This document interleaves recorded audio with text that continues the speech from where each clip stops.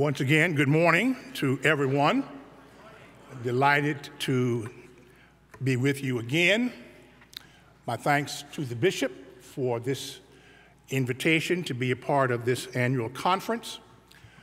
I come from the area wherein resides the Upper New York Conference of the United Methodist Church. There are some persons from that conference who are here. They will bring you more official greetings from that conference and that bishop, but I catch the aroma of the Upper New York Conference as they go about their holy work, and so I'm happy to be with you as an extension of the ministry of upstate New York. My thanks as well to all of the persons who have helped to shepherd me around this hotel complex. Make one wrong turn and you are lost for a week. And you need help to find your way. So I'm grateful for all of the assistance that has been provided. And thanks to all of you for coming back again for part 2 of our discussion about poverty and economic justice. If we could start on slide 1 for our technician in the back. I just want to do a quick recap of the text, the primary text that we were using on yesterday, and the primary challenge that I have come to set before all of you, both collectively as a conference, but even more importantly, because you will be leaving this place as a collective and going to your individual places of service. I want to challenge you individually as clergy, as lay leaders, as congregations, to think about the issue of poverty and prosperity in such close proximity that one could travel less than a mile from your church location and could run into living conditions, levels of income, realities of concentrated poverty, extreme poverty, that are in some instances like third world countries. This hotel is a clear example of that. If you walk around the downtown area, you get one perception of Baltimore.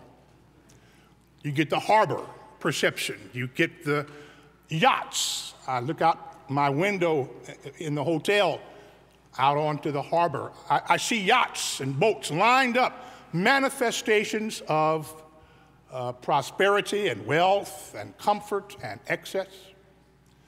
Go a mile from here. Go less than a mile from here. And what you will see is Luke 16. You will see a rich man dressed in purple and fine linen who eats sumptuously every day. That's one reality. The text then says, and at his gate, just outside the perimeters of his residential setting, they lay a beggar named Lazarus, covered in sores, who would have eaten the crumbs that fell from the rich man's table. And the dog, whose name was Moreover the dog, came and licked his sores, and they live in proximity. This is the challenge that I want you to see. It is not the individual issues of poverty versus the individual issues of prosperity. It is their proximity to one another. And it is the capacity of persons who live within a certain sphere of prosperity to ignore, overlook, pass by, not feel accountable to or for the poverty that impacts people who are within walking distance of where they traffic every day. And that, as Luke 16 tells the story, whether or not we end up in hell depends in large measure on the degree to which we have engaged on the issue of the poverty that impacts us. I'm going to make the point several times today that God's eternal judgment is much less defined by our careful observance of rituals. God is not keeping track of how well we go through the procedures and processes of our worship life or our congregational polity. That is not what God is looking for. What God is looking for in Luke 16 is the degree to which we have paid attention, have responded to. Hear this phrase again. The poor man would have eaten the crumbs that fell from the rich man's table, the implication being even the crumbs were not offered.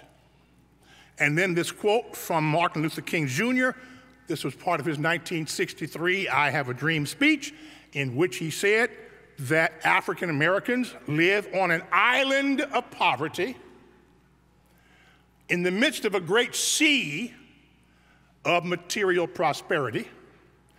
I want to flip that over and say that many churches in most urban areas are an island of prosperity that is surrounded by a great sea of poverty.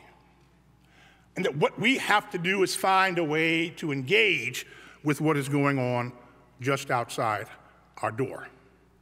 Now, I want to go to slide 8, if you can help me to get to slide 8, because I want to talk about the ways in which poverty and economic deprivation have been used historically as tools of prolonged oppression. And I want to give you two things to think about. One, I want to introduce you to a book by a man named Alden Morris, A-L-D-O-N, Morris, M-O-R-R-I-S. His name is up there. The book is entitled The Origins of the Civil Rights Movement. The Origins of the Civil Rights Movement. And in that book, he introduces a concept that he calls the tripartite forms of oppression. Tripartite. Keep that phrase in mind, because when we get down to the next line, which is Womanist Theology, we come again to the assumption of a tripartite problem, a three-pronged problem. Now, here is how Alden Morris talks about the way in which historically oppression based upon race was both practiced and prolonged. He said there were three forms of oppression that were used against largely African Americans by those who tried to keep them in check. The first of which, he says, was poverty. If you can keep people poor enough by denying them access to and the opportunities for higher paying jobs, if you can keep them in low wage, low skill, heavy labor industries, particularly during the days of slavery and then sharecropping, and even into the early industrial stages of American history, if you can keep them busy working 3 jobs with no benefits so that all they can think about is survival, you pretty much have that population in check. So the first thing you want to do, says Alden Morris, is keep people in poverty. Do not give them any belief, any hope, any assumption that they can break out. If it looks as if they're about to break out, then use the second piece of this tripartite system, which for Alden Morris is political powerlessness. If you can keep them poor and can keep them from voting, because if they could vote, they might vote for policies, practices, and persons that might suggest how their circumstances could be changed. So the first step is keep them hopelessly poor. The second step is keep them completely away from the franchise, from the right to vote. Make voter suppression,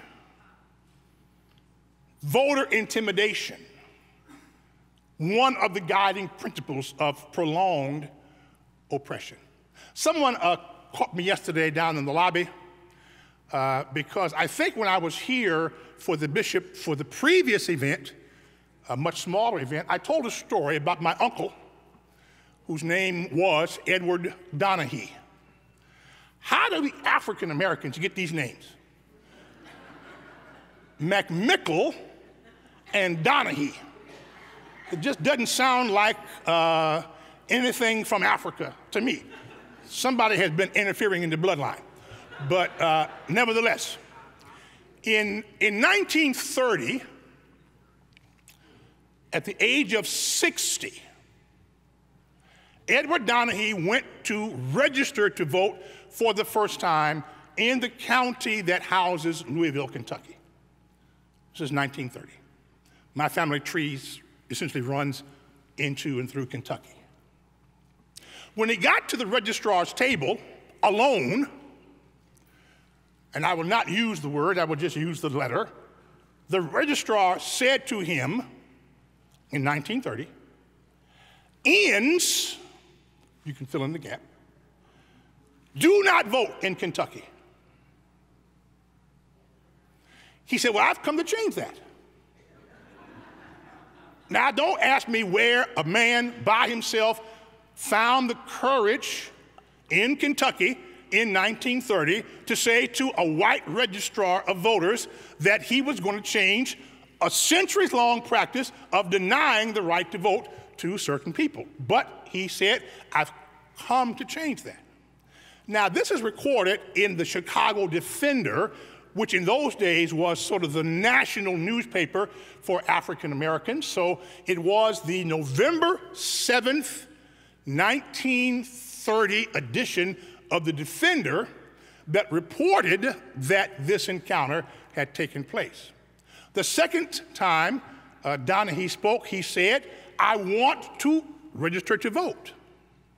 And the registrar then said, "Inns will not vote in Kentucky." And Donahue, according to the newspaper, said, "Well, that's about to change." At which point the registrar pulled out a gun and shot him dead right at the registrar's table. This is all in the newspaper. I have a copy of my great uncle's death certificate. On the death certificate, it clearly says homicide. But the registrar pleaded self-defense. What was he defending himself against? Edward Donahue had no gun. What he had was an aspiration to break out of his circumstances, and that registrar saw his aspiration as a threat to his status quo. So he was arrested, the registrar, and he was taken and he pleaded not guilty, and he was released, and he went right back to his registrar's desk to tell other folks in subsequent election cycles that Inns cannot vote, will not vote, do not vote in Kentucky. Now note this date, November the 7th, 1930. What that registrar was afraid of is what might happen if more and more and more Edward Donahues were to get the right to vote and collectively begin to exercise it. And it was November the 7th, 2008, when Barack Obama was elected president of the United States. And what that registrar was concerned about was that possibility that someone could come up from a place where historically there was a tripartite system of oppression and suppression and find a way to political power, who then might in turn around and empower those who supported him. So the second one was political powerlessness. The third one, if the first two don't work, if we can't keep you poor enough to keep you from dreaming if we cannot keep you away from the vote to keep you from altering your circumstances, then use terror. Then just use flat-out terror. Just burn a cross in your front yard. Just lynch your son or your daughter while you have to watch.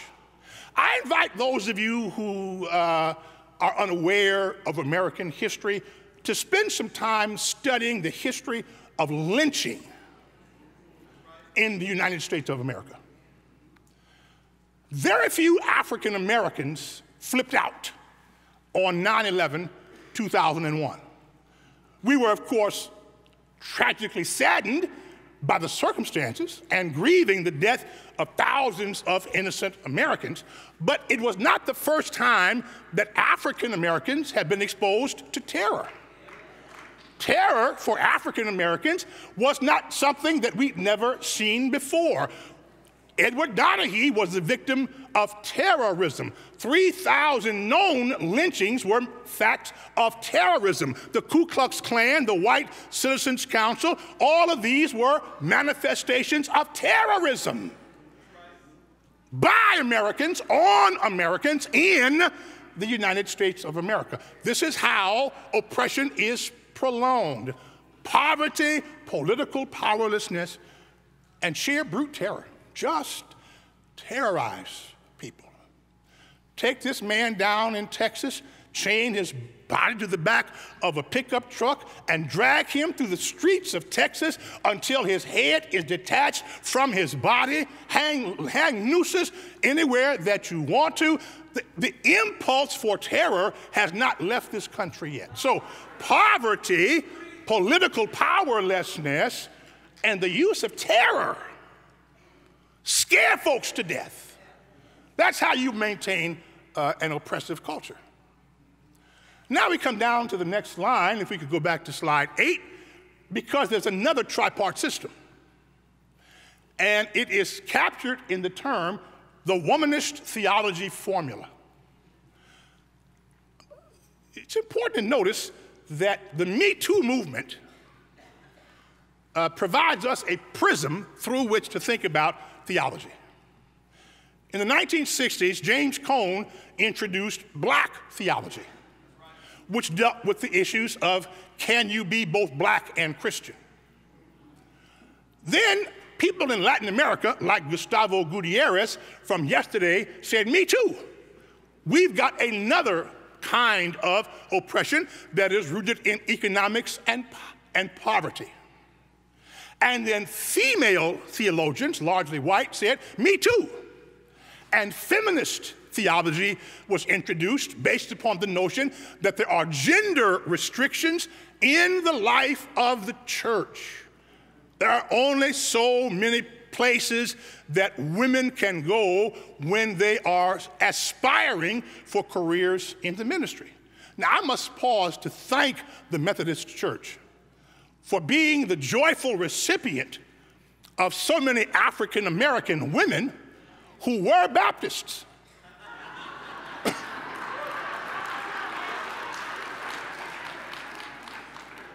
They used to be with me. And I'll see them somewhere, I say, well, I don't see you around much. Where are you? I'm a Methodist. I said, when did you fall in love with John Wesley? When I couldn't get a church in the Baptist tradition. That's when I left. So that feminist theology was a critique on the white church, largely, for its failure, its slow pace of embracing women in the ministry. And unless I miss my guess, even the Methodist Church is not heaven so far as getting appointments and promotions and voice in the life of the church. So feminist theology came next. But then the womanist movement said, me too. And this is womanist theology. It is a tripartite formula, 3 prongs. Think about people in this country who suffer from racism and gender discrimination and poverty or class distinction. People who suffer all 3 of these. I struggle with poverty. I struggle with gender. I struggle with race. And I have to find a way to find some hope in the church. If we are not addressing all three of those things, we are not really about the business of the work of God. So poverty, for both civil rights issues and womanist issues, and gender and class and race are the formulas that have held folks back for so long. I want to go to slide 9, if you will, and go to the book of Amos. There are 5 verses in Amos that we ought to pay attention to. All of these are the prophet's critique of the ruling class of ancient Israel. All of these are the prophet's critique of the ruling class of ancient Israel. 1, Amos 2, verse 6. You sold the righteous for silver and the needy for a pair of sandals. Your regard for people was so insignificant, you would exchange them for material benefits. Well, listen, this country was based upon people being sold for the economic advantage of somebody else. So the notion that the rich sort of traffic in the manipulation of the lives of the poor is nothing new. Let's go back, if we could, and stay there. Amos 4, verse 1. You oppress the poor and you crush the needy. This is the prophet's critique of the ruling class. Amos 6, 4 and 6. Here is the side-by-side contrast. You lie on beds of ivory. Now listen, you can have a bed with a wooden base. You can have a bed that's got 2 or 3 mattresses, but when the base of your bed is made of ivory, what you're saying is, I got money to burn. I can make my bed, it sounds like somebody's golden toilet. Okay, never mind that. You lie on beds of ivory, but you do not grieve over the ruin of Joseph. I said yesterday, one of the signs of a Christian's heart is that you have a conscious compassion for the circumstances of the poor, or better yet, you obviously care about the circumstances of those who are so much worse off than you. And then Amos 8, 4 and 5, you bring ruin to the poor of the land and practice deceit with false balances. This is economic manipulation. It's not a level playing field. So all of these instances are the prophet condemning the ruling class at the expense of the poor in the time frame that ancient Israel would have considered to be their golden age. In the 8th century BC, in both the northern and the southern kingdom, when Israel was rich and powerful and prosperous, all subsequent generations of people of Israel wanted to get back to that golden era. If we could just get back to when we could lie on our beds of ivory and not be concerned about what's happening to the poor, they wanted to make Israel great again. If we could just make Israel great again. Now, in this case, again is pretty clear. Again is we want to get back to this clear, obvious, sustained, intentional gap between the richest of us and the poorest of us, without any consideration for how our prosperity is built on the backs of their poverty. Friends, may I just say to you, I want to make America great.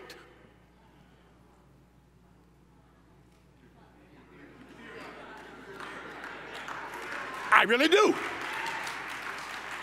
I want America to become as great as it can be. My objection is not the first 3 words. My objection is the last one, because I don't know when this again was. Make America great again. So let's do some history. When might that have been, and who was left out? The 18th century? You do know that this is 2019. The first African persons who came to this country as indentured servants came in the 17th century in chains. Let's make America great again. Is that the again? Or the 18th century, when we were trafficking across the Atlantic Ocean and maybe as many as 12 million people torn from Africa, 2 months across the ocean, sold on auction blocks, branded, whipped, sold, and worked to death. Let's make America great again. That's what you have in mind? Or the 19th century, and Donald Trump's favorite president, beyond himself, Andrew Jackson. In 1830, Andrew Jackson signed into law the Indian Removal Act, which required the forced removal of all Native Americans from the east side of the Mississippi River to the west side of the same river, so that settlers, white settlers, could take their land either for slavery or for cultivation. And along that movement, we had what was known as the Trail of Tears, where thousands upon thousands of Cherokee Indians died in that forced removal. Let's make America great again. Or the 20th century, before child labor laws and before women had the right to vote. When lynch mobs ruled the land, when is this mystical again? It is, I'll tell you what I think it is. It is when white advantage and white privilege and the restoration of a country that vaguely remembers what things used to be like. Let's go back to when we were simply in charge. My home in Chicago, not far from where I lived a young boy named Emmett Till. Not far from where I lived. Somebody once asked Trent Lott, who was a senator from Mississippi, when was America's golden age? Now catch the tense. This was in the 1980s. When was America's golden age? Trent Lott said America was never better than it was in Mississippi in 1955. If you want to find the golden age of America, go to the University of Mississippi in 1955, 6 years before James Meredith was allowed to integrate. 1955 just happens to be the year in which Emmett Till from Chicago went to visit his uncle in Money, Mississippi. Now, I'm from Chicago. They don't teach us in Chicago not to whistle at women. They just don't teach you that. You just do what you do. So he was unconditioned to the Southern customs that you have to show a certain reserve. I don't know if he whistled or not. I know they said that he did. And guilty of the crime of whistling, he was taken from his uncle's house in the middle of the night, and the next time anybody saw him, he had been shot in the head, beaten into a pulp, the motor of a cotton gin tied around his neck with a piece of barbed wire, and his body thrown into a muddy piece of territory. He was found several days later, so badly bloated that only a ring on his finger could be used to identify who he really was. And his mother wanted to have an open casket funeral so the world could see what happened to her son in Trent Lott's golden era. Let's make America great again. For who? At whose expense do we go back? So what Amos is saying is, God's frustration is, you want to go back to a time when you were primarily the ones who were privileged. Let's go to the next slide, please. Slide number 10. There are 4 things I want to suggest that we can do, that you can do, that I can do, to make America great again, or make America great. The first is we have to have a biblical vision for the future. Walter Brueggemann, a great Old Testament scholar, in his book Prophetic Consciousness, says there are 2 ways by which to view the world.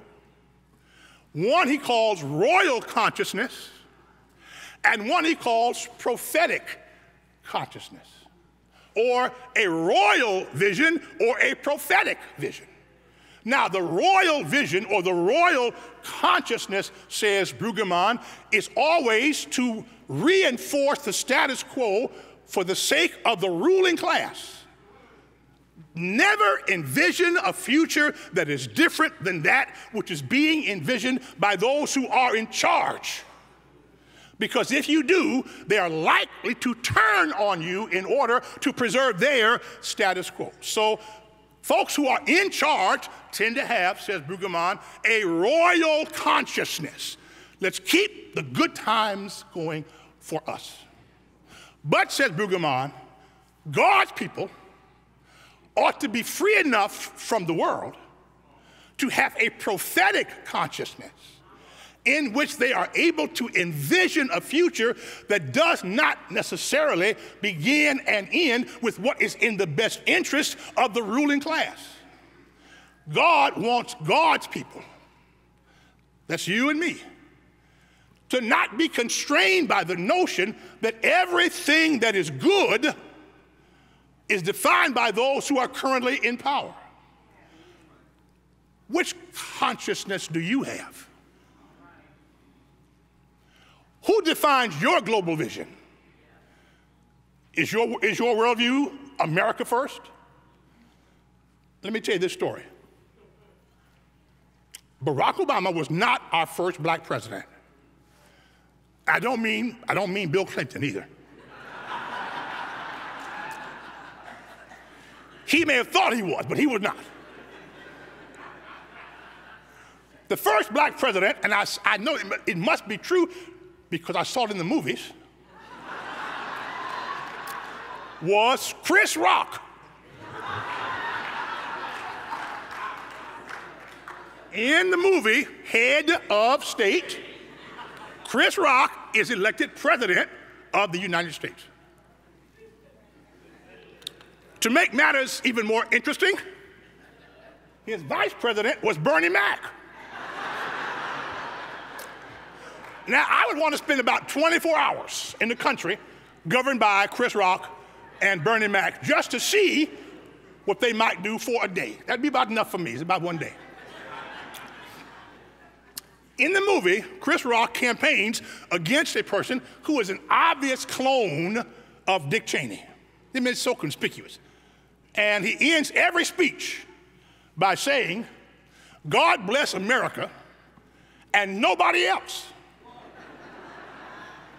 Now, it's bad enough to say, "God bless America," as if the only country God cares about is America, but to say, "God bless America and nobody else," was a little much. So in the last campaign speech, debate, the Cheney clone goes first, and he gives his little talk, and he ends by saying, "God bless America and nobody else." And President almost Chris Rock responds by saying, "How about this? How about God bless America and Cuba? Or God bless America and Jamaica? Or God bless America and all the nations of Africa? Or how about this? How about God bless America and everybody else?" Now, here is a theological as well as a political quandary. Where do you say the sovereignty of God extends? How far do God's interests reach? Because if all you ever say is "God bless America," then you are informed by the theology of Irving Berlin. God bless America. God, on the other hand, I think is informed by a different song from my ancestry. A song of slaves and sharecroppers and folks struggling to make sense of their lives who found somehow the courage to say, not God bless America, but he's got you and me, Bishop, in his hands. He's got you and me, brother, in his hands. He got everybody here in his hands. The God we serve has the whole world in his hands. He is a global God who loves everything that God has made. I hope God does love America. We sometimes make it hard for him to do so, or her. But God does not love other nations less. In the beginning, God created the heavens and the earth is the Lord's, and the fullness thereof, the world and they that dwell therein. You've got to have God's vision to think about the transformation that the prophets have in mind. You've got to have a vision that lifts everybody up and not just somebody's. Then you've got to have values by which you live every day. Let's go back to the slide if we could. Values that inform your behavior. Micah 6 and 8 is a values statement. After you worship, after you've prayed and praised, after you've taken off your clerical garb and you've called benediction, this better kick in. This is what you do when you leave church. After we've had church and we're left to our own devices, how do we govern each day of our lives and each step of our journey? He has shown you, O human, what is good. What does the Lord require of you? 3 things. Values. Do mishpat. Justice. That means do everything that you know you are obligated to do. There are no brownie points for doing justice. There are no extra stars in your crown because you gave something to help the poor or the needy. You should have done that. Do justice. Having done what you should, now do some more. Love, chesed, tzedakah, righteousness, mercy. Love it. Do justice, do it. Love to do more voluntarily because God has put it in your heart to respond to human need with a sense of overflowing mercy and concern. How much is too much? Here's my guiding principle. I will not give other folks any more than God has given to me. But if God has been good to me and gracious to me and plentiful to me, why am I holding out? Love, mercy. And then the third one, walk.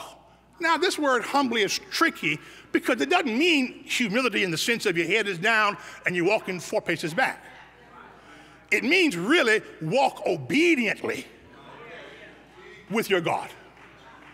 Do justice, love mercy, and wherever God is leading you, go where God is leading you in terms of caring for the needy who are in the world around us. These are the values by which Methodists and Baptists and Pentecostals and Presbyterians ought to live every day of their lives. We can fix what's wrong in this country if we have God's vision and God's values.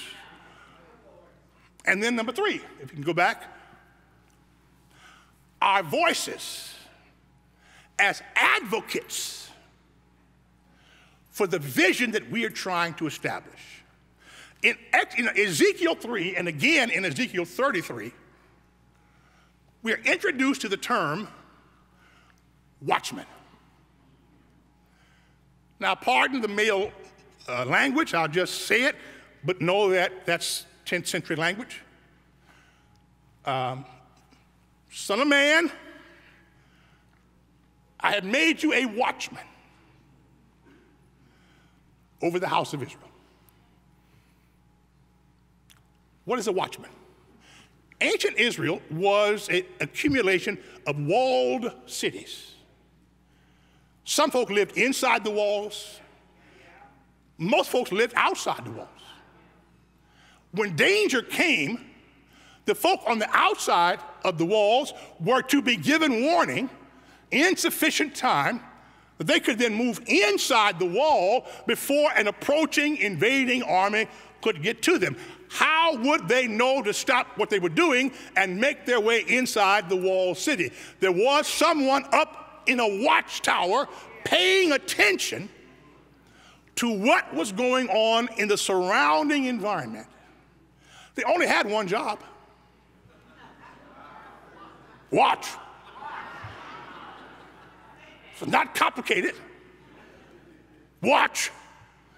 Look to the north, the south, the east, and west to see if you see anything coming that might endanger the people who are on the outside of this wall. And if you see it, say it. If you see it and you say it, and the people do not respond to what you have said, they will die because they did not pay attention to you, but you will have saved yourself because at least you said what you saw. But if you decide not to say it, you saw it, I pointed it out to you. Here is the danger, here are the problems, here is the pain, here is the suffering. You saw it, but for whatever reason, perhaps to preserve your sense of status quo-ness, you did not say anything about it. Two things will happen. One, they will die. But two, their blood will be on your head because you did not serve your role as watcher. Every preacher in this room, hear me well. You are primarily a watcher of the status quo, of approaching dangers. Your job is not that complicated. You are not just a priest. You are not just a pastor. And I don't want to say just to minimize. I want to elevate another task. Are you paying attention to what is going on in this country, in this culture, in this world? And are you saying something about what you are seeing? Voices. Wonderful song by Simon and Garfunkel in my earlier days, called The Sound of Silence. Things are happening in this country that are being met resoundingly with the sound of silence. I do not care if Mitch McConnell is silent. I'm not nearly as concerned about his silence as I am about the silence of pulpits in this country. It is not Mitch McConnell's job to have prophetic consciousness. He is hooked up in the royal consciousness connection. It is our job, those of us who took oaths, signed covenants, had hands laid on us, transferring from one generation to the next the obligation of being voices for the voiceless. and advocates for those who have no one to speak on their behalf. And so say something, my brothers and sisters. And then number 4, we come back to voter suppression. There is a reason why there is such an aggressive form of voter suppression. It is a conscious attempt to maintain the status quo. But I want you to see these 2 words together and say them quickly. Justice, justice. Justice, justice. Justice. Now slow it down. Justice, justice. Some folk only want justice that extends as far as just us. There can be no justice that is for any one group of just us. Liberty and justice for all except. Our job is to not just urge folks to vote, but to vote for policies, programs, people, things that help to alter the present dilemma, to get people in who understand the difference between justice and just us. If you got the new slide 11, I'd like to see it. Yeah, okay. Now, this is a question of inclusion. I'm going to stop on this slide. For whom does the world want justice? And who is being left out of inclusion? I heard your discussion yesterday. I say to you again, the Methodist Church is not alone in discussing the role of the LGBTQIA community. Every denomination in the country, my own included, is badly and deeply divided over this issue. But let's at least keep the Bible out of this. Because if you put the Bible in it, you're going to have more stuff against you than you do for you. If I hear one more preacher quote to me Leviticus 18:22, period. There are 26 chapters in Leviticus. You got one verse. But if you want Leviticus 18:22, you've got to take the rest of Leviticus with you. All preachers who have done classes in exegesis and hermeneutics know you cannot pick out your one favorite verse and ignore all the rest that's in the same book. I want to tell you what's in Leviticus. And I want to ask you if you are as prepared to enforce all of those things as you are verse 22. So in Leviticus 18, it says you have prohibitions about same-sex activity. Fine. In the same book, there are prohibitions against eating shellfish, against wearing clothing made of more than one garment, of women having to purify themselves 7 days after every menstrual cycle and 7 days after childbirth, and then go to a priest to prove you have been through all of the ritual cleansings. When is the last time anybody in here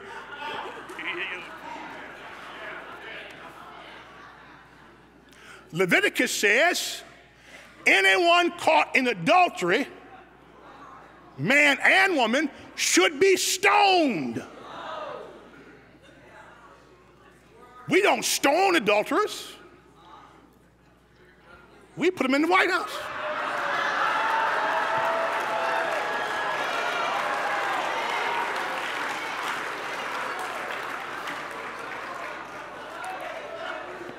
Leviticus says, do not cut the hair on the side of your head. You've seen the Jewish men with the curls coming down. I don't see any curls in here on the heads of them. My point is, We have weaponized one verse at the expense of an entire book of the Bible. You only have one option. Embrace the book of Leviticus and live by a 10th century BC holiness code with dietary restrictions, clothing restrictions, sexual restrictions, or move on.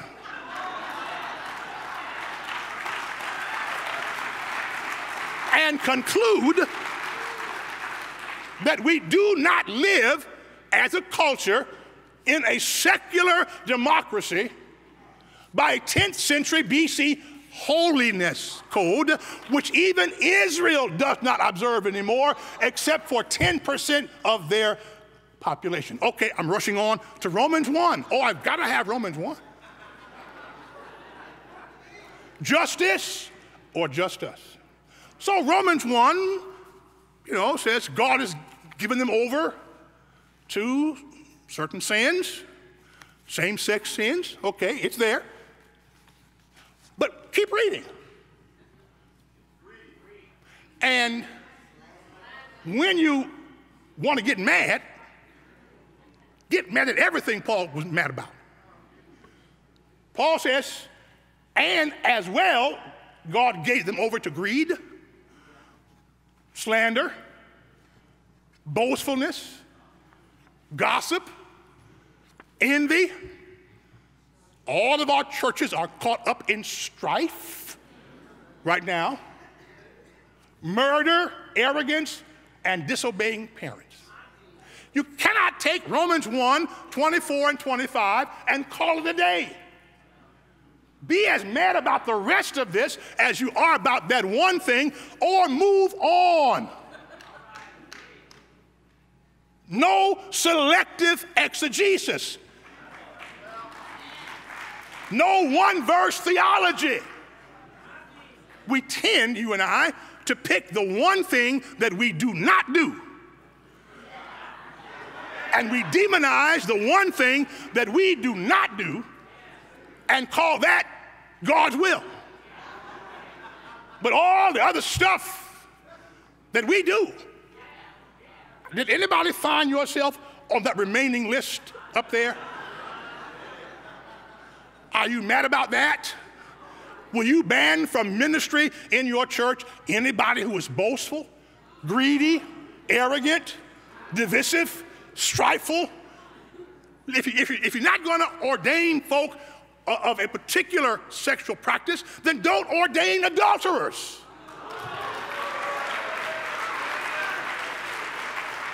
But for God's sakes, do not go to Red Lobster wearing an outfit made of wool and silk and say how much God hates homosexuals. It just is not only duplicitous, it is almost sinful to zero in on some behaviors and ignore the ones that most efficiently involve you.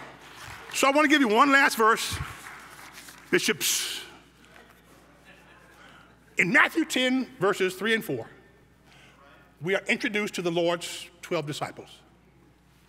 The list is going along pretty good. I call these folks the Galilean Mafia. Peter, James, John, Andrew, all fishermen, same hometown, right around the Decapolis area, 10 cities around the Sea of Galilee. And then all of a sudden, they toss in these two names. Matthew the tax collector and Simon the zealot. Now you tell me two more unlikely people to be joined next to Jesus. A tax collector worked for the Romans to exploit his own people to support the occupying army. The zealots hated the Romans, but most of all, they hated the tax collectors. Jesus intentionally calls folks from two broad extremes. Let me get a tax collector, and let me see. Let me get a zealot and have them both follow me. And while Peter and Judas and James and John, over the course of those 3 years, show their true colors of being in it for reasons other than the Lord's purposes, you never hear a word of any conflict, of any tension, of anybody asking one or the other of them to leave the church. Matthew the tax collector and Simon the zealot serve the Lord together. To the Baltimore-Washington Conference of the United Methodist Church, some of you may be Matthew the tax collector, and some of you may be, at least theoretically, Simon the zealot. You occupy extremely different positions. Learn from your predecessors. The one thing you have in common is the Christ who called you to come and follow me. Do not break up. Get in line behind Jesus and let Jesus lead you all the way.